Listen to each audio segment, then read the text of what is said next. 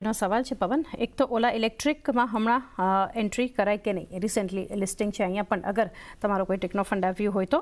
આ સિવાય એમને પૂછ્યું છે ઓઇલ એન્ડ ગેસ સેક્ટરમાં હમણાં અગર એન્ટ્રી કરવી કે પછી અવોઇડ કરવું, જીઓ પોલિટિકલ મેટર જે ચાલી રહી છે, તો કઈ રીતે આ સેક્ટરને લઈને સલાહ આપશો? તો ઓલા ઇલેક્ટ્રિક અને ઓઇલ એન્ડ ગેસ તમારી જે રીતે એક વ્યૂ હોય.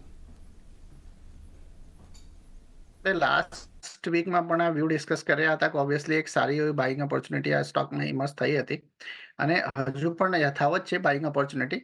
મને એમ લાગે છે કે સ્ટોક આરામથી 110 105 થી 110 સુધી ફર્સ્ટ લેવલ એક્સપેક્ટ કરી શકાય અને મે બી થોડુંક સસ્ટેનેબલ બેઝિસ ઉપર 120 સુધીના પણ લેવલ્સ એક્સપેક્ટ કરી શકાય.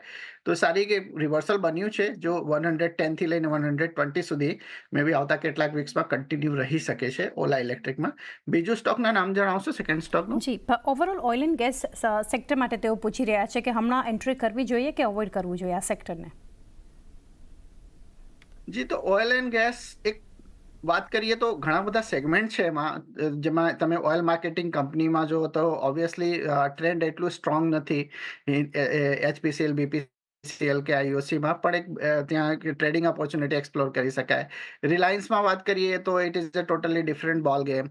એના સિવાય તમે જે ગેસ ડિસ્ટ્રીબ્યુશન કંપની છે એમાં ત્યાં ટ્રેન્ડ નેગેટિવ છે.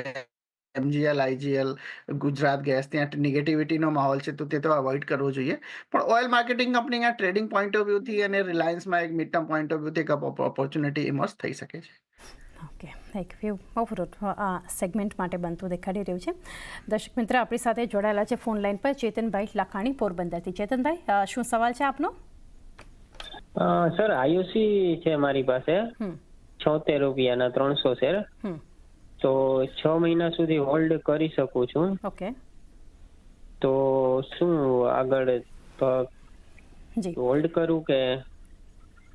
ઓકે, તો હમણાં જ આ સેક્ટર પર તો ચર્ચા કરી, પરંતુ પવન, આઈઓસી સ્ટોક સ્પેસિફિક સવાલ ચેતનભાઈનો છે. 76ના લેવલ પર એમને એન્ટ્રી કરી છે અને 300 કાઉન્ટર્સ છે એમની પાસે. શું કરવું જોઈએ આઈઓસી સ્ટોક સ્પેસિફિક? જી, 76 રૂપીઝના રેન્જમાં બાય કરેલા છે. મને એમ લાગે છે કે ઘણા ટાઈમ પહેલા બાય કરેલા હશે.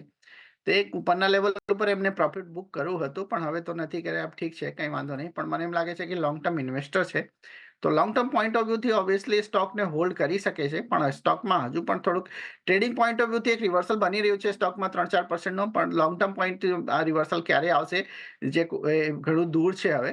તો ઓબ્વિયસલી પણ લોંગ ટાઈમ પોઈન્ટ ઓફ વ્યૂથી સ્ટોકને હોલ્ડ કરવું જોઈએ એમને, અને મે બી 3-4 મહિનાના એક લેગ પછી ફરીથી આ સ્ટોકમાં ટ્રેન્ડ ઇમર્જ થવું જોઈએ. અત્યારે થોડુંક સાઇડવે છે. લોંગ ટર્મ પોઈન્ટ ઓફ વ્યૂથી હોલ્ડ કરવું જોઈએ. Okay, long term